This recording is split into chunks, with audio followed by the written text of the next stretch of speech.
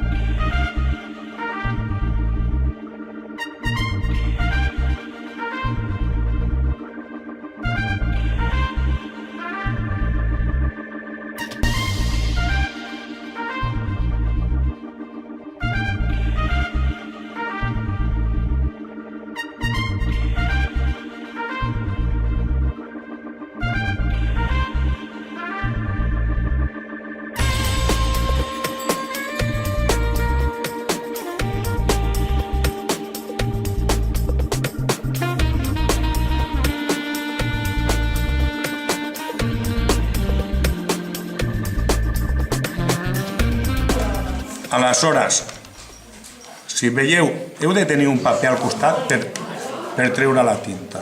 Quan has tret la tinta, aleshores... Claro, tienes que tener un papelito al lado para ir quitando así, porque la primera carga está muy llena, ¿ve? Aunque des unos golpecitos, siempre va a haber mucha. Y aquí anaven prenent notes, ¿vale? Anaven prenent nota i per esborrar saepes i nungüetes, que deia Horaci, per esborrar el giraves i per aquí té una espàtula. Feien així teòricament, després a l'hora de la veritat no funciona tan bé. I aleshores podries esborrar i prendre nota. Vull dir que tampoc no podien escriure gaire cosa. Tot i així sabien escriure. S'ha puesto Ve a tus dile, ¿no? Al final... Ha quedado de la, profe. Bueno, podries haver fet una pauta amb un llapis, però bueno, no et preocupis.